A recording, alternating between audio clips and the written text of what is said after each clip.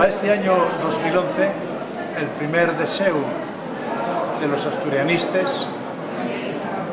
y que los asturianos puedan encontrar empleo, que las familias tengan salud,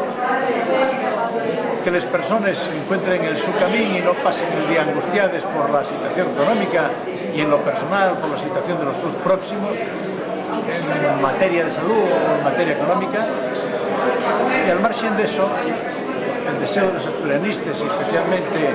el del Partido Asturianista y también de la URAS, como no, y dar un cambio absoluto,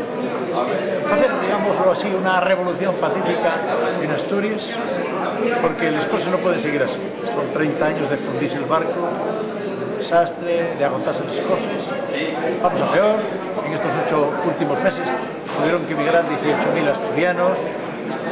además de ellos bien preparados, lo cual supone una pérdida de capital humano. Y por lo tanto,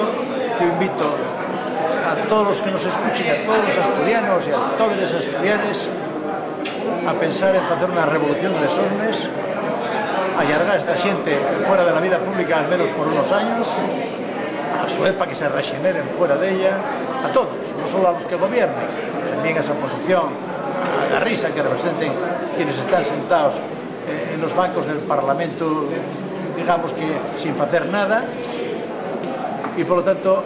que podamos ayudar a los nuestros fíos y a los nuestros nietos para que el futuro de Asturias sea esperanzador, para que las cosas vayan distinto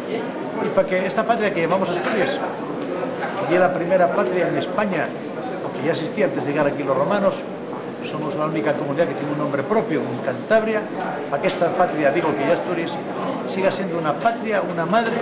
que pueda acoger a todos los fíos, que los pueda tener felices si quieren vivir en el soseno, en su pollo dentro de ella,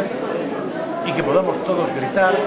cada uno como quiera, al alto la lleva, bachino, mientras cena con los suyos, en la Nochebuena o el de Año Nuevo,